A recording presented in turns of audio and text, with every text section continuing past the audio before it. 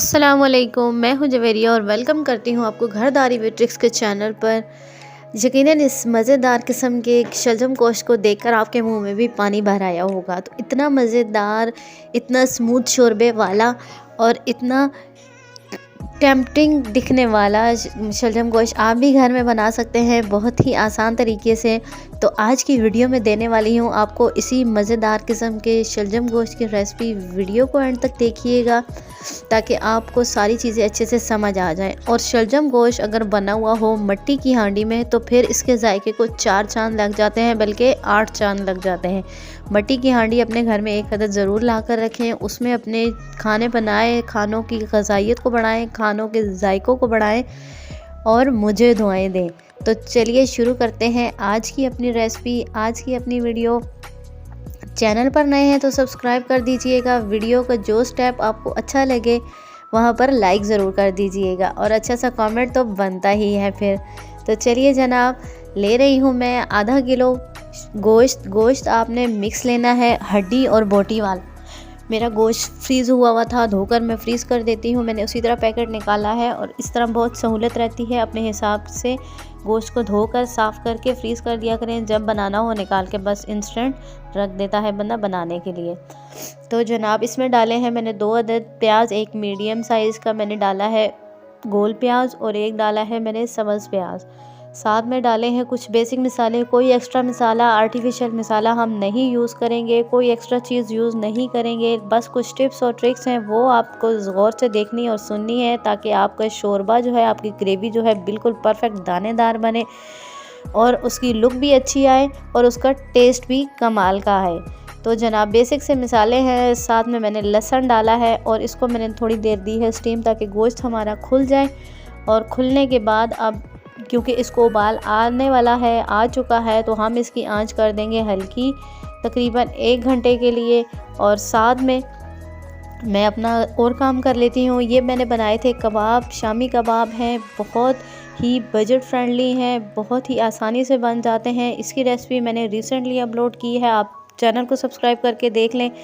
शामी कबाब, और वो भी इतने झटपट और इतने सस्ते में अगर घर में बन जाएं तो क्या ही बात है। तो जनाब देखिए गोश्त हमारा गल चुका है, तकरीबन 1 घंटा गुजर चुका है, पानी भी इसमें से खुश्क हो चुका है। अब आते हैं कुछ टिप्स की तरफ। यहाँ पर आपने क्या करना है जी, पानी को आपने अच्छे से खुश्क कर लेना है। गोश्त को जब भी बनाए पहला पानी उसका मुकम्मल तौर पर खुश्क कर लिया करें। अब हमने इसमें डालने हैं टमाटर। टमाटर को चाहें तो आप पेस्ट भी डाल सकते हैं, टमाटर का छिलका उतार कर भी डाल सकते हैं। मैंने इसी तरह रफली काट कर डाल दिए हैं। कोशिश करें कि आप छिलका उतार कर डालें, उस तरह ज़्यादा अच्छी लुक आती है। 2 मिनट का मज़ीद मैंने दम दिया है ताकि टमाटर हमारे अच्छे से नरम पड़ जाएं। अब हमने आंच थोड़ी सी तेज़ कर देनी है और इन टमाटरों को पकाना है ताकि अच्छा सा हमारा जो शोरबा है वो तैयार हो। यहाँ पर आपको बताती चलूँ कि आपका शोरबा स्मूथ तभी होगा जब तक कि आपके ये मसाले अच्छे से गले हुए होंगे, यानी आपके प्याज, टमाटर, लहसुन वगैरह अच्छी तरह से हल हो जाएंगे।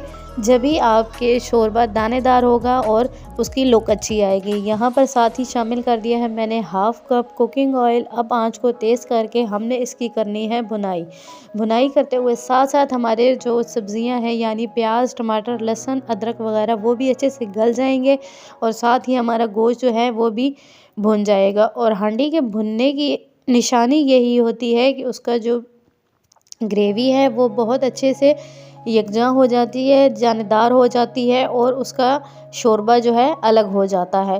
टमाटर हमारे अच्छे से गल चुके थे, साथ ही मैंने डाल दिए हैं जी शलजम। शलजम को आपने थोड़ा मोटा काटना है, बड़े साइज़ के कटे हुए शलजम ही अच्छे लगते हैं। आलू थोड़े से छोटे साइज़ के अच्छे लगते हैं, जबकि शलजम जो होते हैं वो थोड़े बड़े होते हैं। अब हम इसमें साथ डालेंगे 1 चम्मच 1 टीस्पून कुटा हुआ सूखा धनिया और कुटा हुआ ज़ीरा। यहाँ पर इन मसालों को डालने की एक अहम वजह यह है कि यहाँ इनकी खुशबू और ज़्यादा तेज़ आती है और टेस्ट भी बहुत अच्छा आता है। अगर हम शुरू में ही डाल देते हैं तो उसकी खुशबू जो है, जब हमारा गोश्त पकता है, गलता है, तो उसमें उसकी खुशबू कम हो जाती है। इसलिए ये मसाले खुशबू वाले हांडी को भुनाई करते हुए डाला करें, इनकी खुशबू ज़्यादा अच्छी और देर पा रहती है। तो देखिए जनाब हमारा गोश्त और शलजम जो है अच्छे से भून चुके हैं। ग्रेवी हमारी बिल्कुल दानेदार हो चुकी है, ऑयल अलग हो चुका है और यही सारी निशानियाँ होती हैं हमारी हांडी भुन जाने की। अब हमने डालना है इसमें पानी। पानी डालने से पहले यहाँ मैं एक और टिप आपको देती चलूँ कि यहाँ पर अगर आप हरी मिर्च का इस्तेमाल कर रहे हैं तो हांडी को भुनाई करते हुए डालें। उसमें शुरू में अगर हम हरी मिर्च डाल देते हैं तो उसकी लुक बिल्कुल ख़त्म हो जाती है। टेस्ट तो उसका आ जाएगा लेकिन उसकी लुक बिल्कुल ख़त्म हो जाएगी। इसलिए हांडी जब आप वाइंड अप कर रहे हों, जब आप भुनाई कर रहे हों, उस वक्त हरी मिर्च डालें। उसकी लुक ख़राब नहीं होगी और उसकी टेस्ट और उसका खुशबू भी सही तरह से आ जाएगा आपकी हांडी में। अब हमने डाल दिया है जी 2 गिलास पानी और इसको हमने मीडियम टू लो फ्लेम पर पकने के लिए छोड़ देना है 15 से 20 मिनट तक के लिए, ताकि हमारा शोरबा जो है वो भी अच्छे से गाढ़ा हो जाए और हमारे शलजम जो हैं वो भी गल जाएंगे। 20 मिनट गुजर चुके हैं। अब हम देख लेते हैं अपनी हांडी को।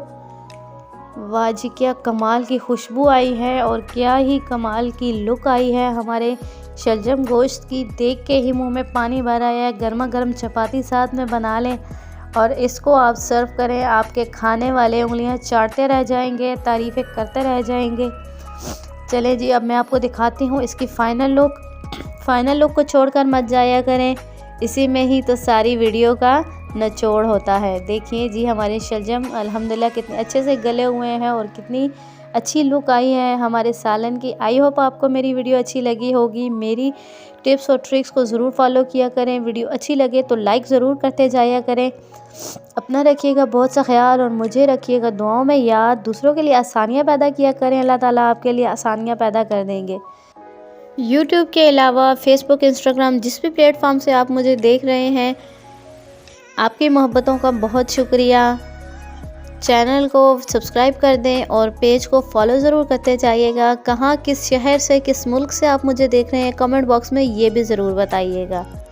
अपना रखिएगा बहुत सा ख्याल। मुझे दीजिए इजाज़त अगली वीडियो तक। तब तक के लिए अल्लाह हाफिज़।